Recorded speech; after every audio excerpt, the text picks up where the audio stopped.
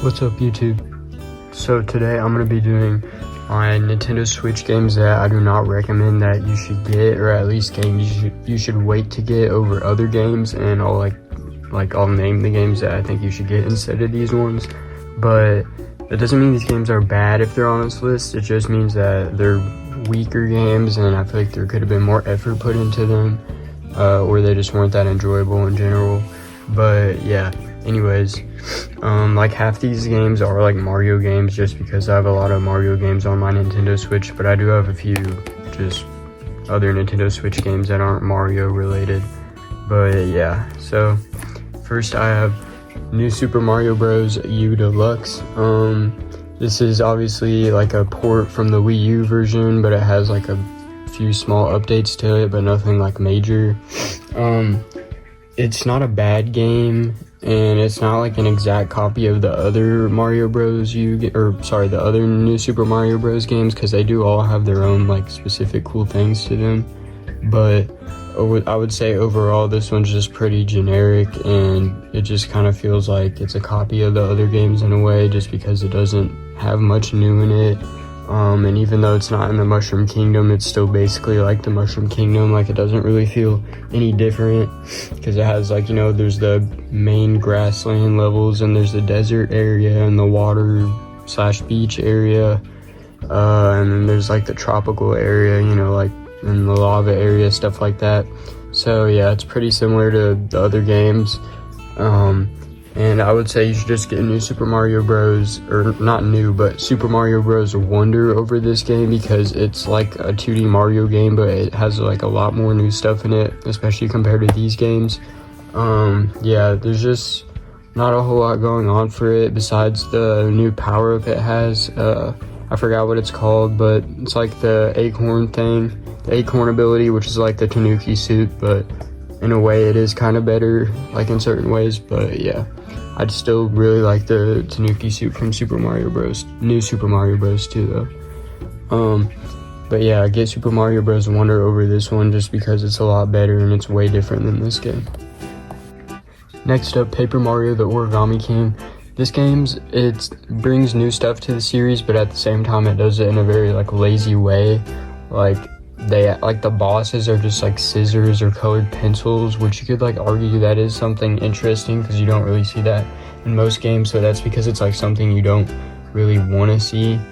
Like, it's just, they're very basic. Like, you want to have actual interesting bosses that have like some kind of story to them, but there isn't much. This game's like it just kind of seems like craft based or crafty, kind of like Yoshi's Crafted World. It just has the origami to it, and like all the bosses and stuff, and also the battle system is kind of weird too. You have to like create how the bosses line up and stuff, and if you have to get them in a straight line, which is kind of weird. It's interesting, but I don't really like it that much. But the older style of the battle system is definitely a lot better, like in the Thousand Year Door, which is the game I would recommend over this one, especially since it's on the Switch now. So that's a lot easier to get, since it's kind of a little pricey for the Wii U. But yeah, it just doesn't have very memorable characters in it, and they're pretty basic. The story's kind of interesting, but it didn't go that far into making the game better. And yeah, there's not much else to say about that game, but I recommend getting it the Thousand Year Door over this game. Next, Mario vs. Donkey Kong. This game isn't bad, of course, but it just gets repetitive after a while. Like, the levels are obviously supposed to be simple, like more simple than your average 2D game, because it's in like a more confined space, but still they just get repetitive. And this game's definitely meant more for certain people who don't mind that, like replaying the same kind of levels over and over again. And there's like different worlds you go to and stuff, and they have somewhat of their own unique things to them, like the enemies that you can interact with to change the levels and stuff. Like, there's a monkey you can use to swing on its tail and stuff.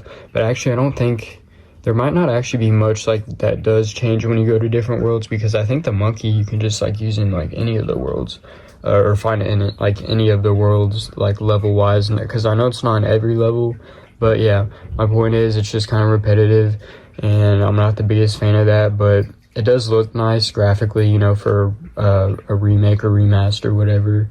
But yeah, nothing too special about it.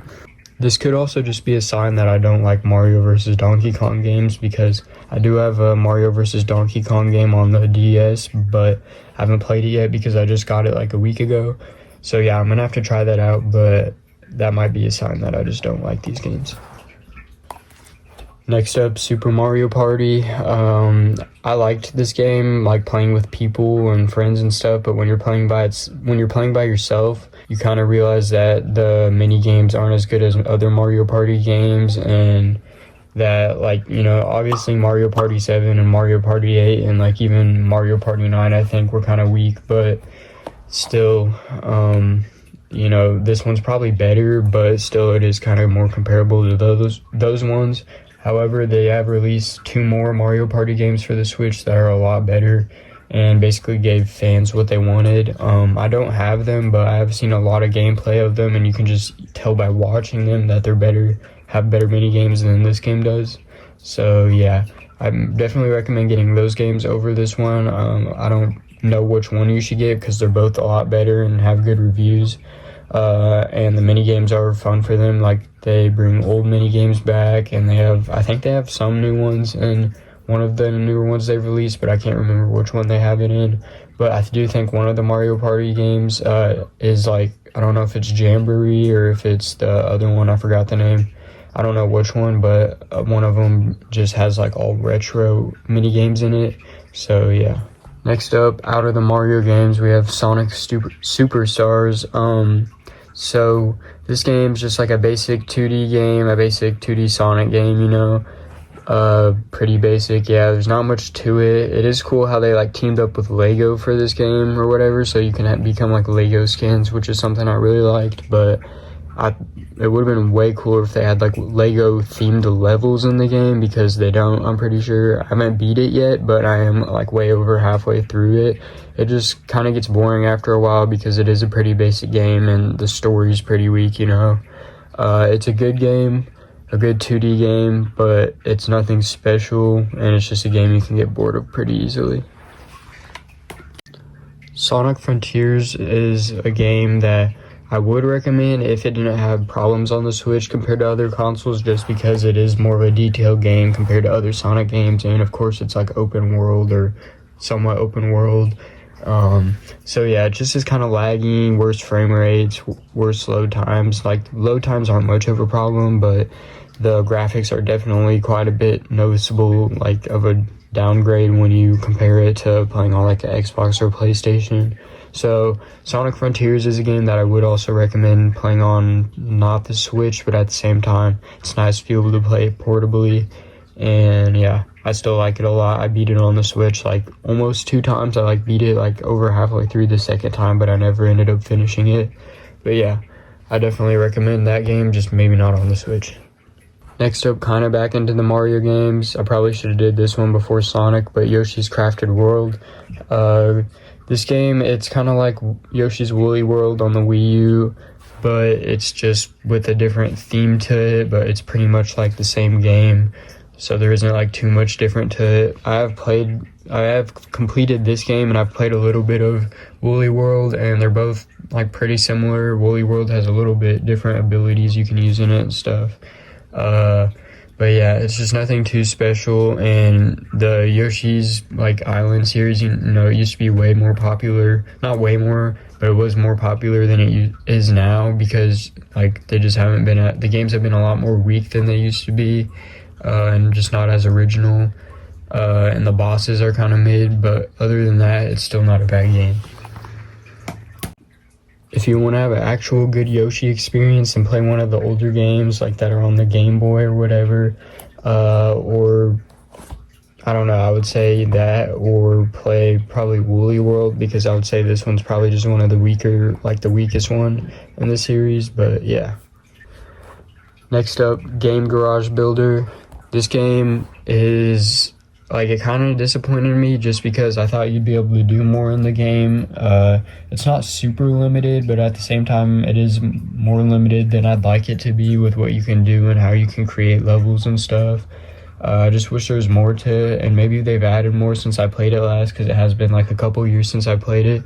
But I just kind of gave up on it just because I wasn't that into it, and I thought it'd be cool to create levels, and it is cool, but I just kind of got out of it just because there wasn't as much to do as I thought. But if you are creative, it's definitely a fun game to play, and you'd probably like it. And it is unique too. It's a very unique Switch game, but just something that I wasn't as interested in as I thought I'd be. Next up, Grand Theft Auto, the trilogy, the definitive edition. This game, so like, even though it's a definitive edition, it doesn't look too much different than the actual games on their original consoles, because these games are kind of old. But yeah, so there shouldn't be a problem playing it on the Switch. It's just, this game is something you should probably get on a different console, just because like it'll run better on it. Loading time will be a lot quicker, and it'll probably even look a little bit better. It'll run smoother. Yeah, it doesn't run bad on the Switch, but at the same time, I think it could run better. Just for me personally, I've had like pretty minor problems with it, but I know they'd like work way better if it was on a different console. But I just got it. I thought it'd be cool to, be able to play GTA in the car and stuff, and it is cool. It is fun to play on the Switch. You won't notice too much of a difference playing on the Switch versus like an Xbox, PlayStation, or PC, but still, it is kind of noticeable, and it's just something I'd recommend playing on a better console that runs it better. So that's it for my games that I don't recommend playing. It's not that I don't recommend playing them, but I don't recommend playing them over like most of the other Switch games out there, unless you're like a collector and you want these games, or you have like a lot of games that you've already played that you've wanted to play on the Switch, like me, so you just get the other games that you think might be fun. But yeah, most of these games I haven't played before. Like, I hadn't played a Mario vs. Donkey Kong game before, so I didn't really know what it was going to be like, even though I had watched gameplay footage. But yeah, so make sure to like, subscribe, and that's it.